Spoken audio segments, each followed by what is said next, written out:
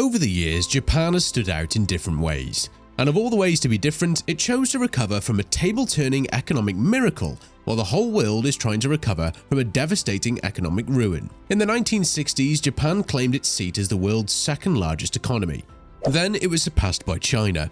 After an obvious economic stagnation and decline in internal competitiveness, Japan again lost its position to Germany, a country with only 2/3 of its population, to become the fourth largest economy. Now, Japan is at a critical juncture, as its nominal GDP is projected to decline, further reflecting the country's long-term economic stagnation. The question is, how did Japan's economy become such a disaster, and will Japan recover from its ruins? Before we go into that, please subscribe to this channel and give this video a thumbs up.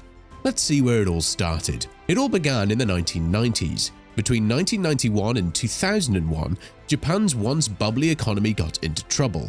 An asset bubble had formed in both its housing and stock markets, and when the Bank of Japan implemented a series of steep interest rate hikes as a way to control inflationary pressures, you could almost hear the bubble pop. Japan's stock market failed and asset prices fell. Also, several big banks either failed outrightly or needed to be bailed out by the government. Businesses folded and unemployment rose. Soon, Japan became lost in a decade-long recession.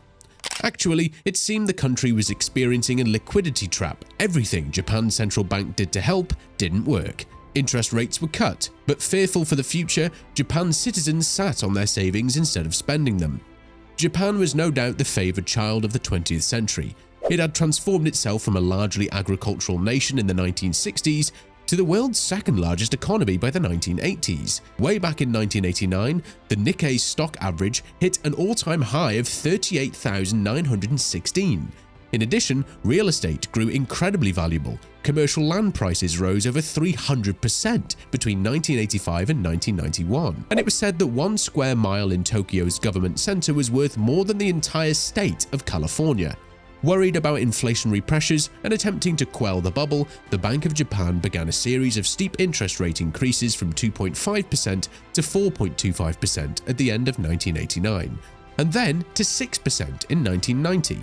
But since rising rates made borrowing more expensive, speculators quickly defaulted on their investments. Then several of Japan's biggest banks began to fail, threatening to take entire industries down with them. The stock market nosedived, and by December 1990, just 1 year from its all-time high, the stock market had lost over 43% of its value. Between 1991 and 2001, Japan's economy entered a deep recession. GDP declined and big banks failed, including the Hokkaido Tokushuku Bank, the long-term credit bank of Japan, and Nippon Credit Bank. Some businesses went under, in others, production simply slowed, but they lost their competitive edge as a result. The country, which once had a guaranteed employment for life, now struggled with unemployment, which affected recent graduates and young workers most significantly. But that wasn't the end. Japan's economic woes continued in the 21st century. This was how it happened. In 2003, Japan's nominal GDP stood at a larger $4.5195 trillion in USD, making it the world's second largest economy. This figure was 2.7 times greater than China's and 1.8 times that of Germany, showcasing Japan's economic strength.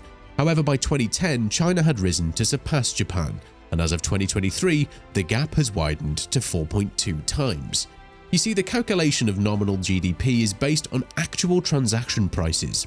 It is affected by factors such as changes in exchange rates and price movements. So, one contributing factor to Japan's economic decline is the depreciation of the yen and the disparity in inflation rates. But some experts believe that the more significant factor is Japan's prolonged low growth. The yen's depreciation, resulting from the Bank of Japan's 2013 monetary easing measures, boosted the performance of export-oriented companies. But the Japanese economy shrank when measured in dollars. Despite being in a low-interest rate environment, Japan lacked a growth strategy. This affected the activation of corporate investment and wage increases, ultimately reinforcing the image of a cheap Japan.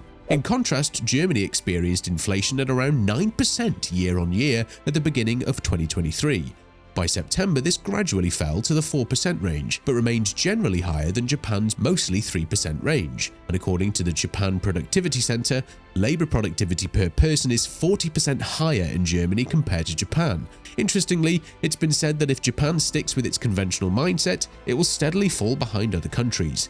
And from the IMF predictions, Japan will be surpassed by India in 2026, with the United Kingdom following quickly on the heels. In the midst of all of these, including the continuous population decline, increasing productivity is important for Japan's economic growth, and although the government's economic measures include support for reskilling, most people believe that a general policy overhaul is needed for a significant boost in labor productivity. This has made the whole world wonder if there's hope for the Japanese economy. Let's see some recent trends that could determine this.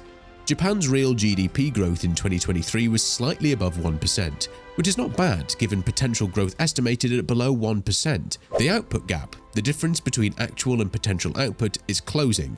The unemployment rate, which ticked up during the COVID-19 crisis, has fallen, and the national jobs to applications ratio is well over 1.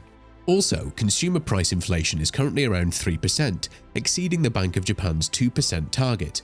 Corporate profits are buoyant, share prices have reached a post-bubble high, and inbound tourism has recovered to pre-COVID-19 levels. Yet, in spite of these positives, most of the Japanese populace is unhappy.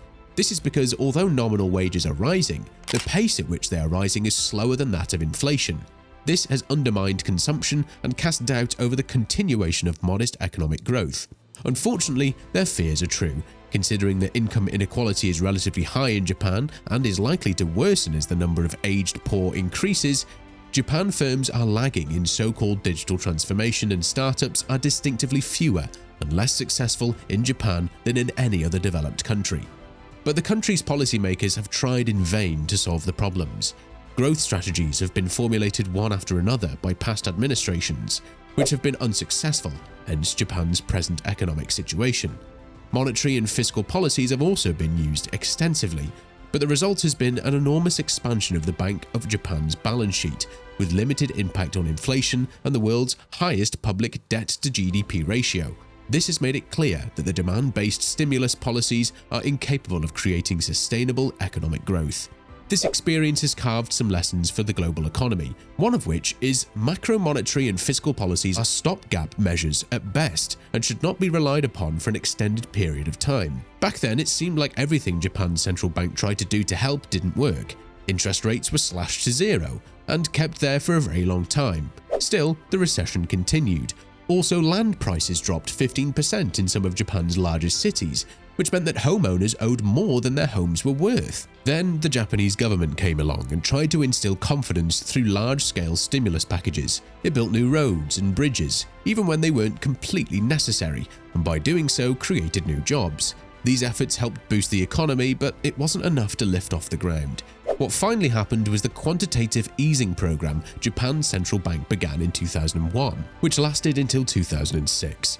By 2003, GDP reached a healthy 2% clip, and exports grew once again, mostly due to China's emergence into the global marketplace, since many of China's products depended on Japanese parts. This shows that Japan does have some hope, it just needs the right policies. It has been discovered that faster growth in Japan would not only benefit residents of Japan, but also facilitate economic recovery in the rest of Asia. Also, if the Japanese economy improves, it is likely to dampen political pressures in the trade arena, which the US is likely to face. This is because the United States' trade deficit keeps widening, even though it's already at a historical unprecedented level. This means Japan must rekindle domestic demand, address its financial problems, and undertake structural reforms. It happened that in the wake of the bursting of the asset bubble in the early 1990s and the subsequent collapse of investment-led expansion, the Ministry of Finance pursued fiscal policies that were at times contractionary and ended up weakening domestic demand. Also in recent years, the errors in fiscal policy have been costly, particularly since monetary policy has been rendered relatively ineffective by the liquidity trap. Now, interest rates are so low that they cannot be cut further. This has led Japan to a deflationary spiral. As prices fall, households and firms postpone purchases of durable goods in anticipation of lower prices in the future. Deflation no doubt contributes to high real interest rates, which in turn impede investment. And with consumption and investment, the two largest components of domestic demand falling, inventories rise, prices fall, and the economy contracts. Yet, since Japan is the world's second largest economy and the largest in Asia, developments within its borders have implications not only for itself, but the rest of the world as well, particularly the rest of Asia and the United States, which is its largest trade partner. Indeed, the failing Japanese economy is potentially a significant impediment to economic recovery in the rest of Asia. So, what do you think should be done about Japan's declining economy? Do let us know in the comments. Also, do like and subscribe if you haven't. Where money matters. See you on the next one.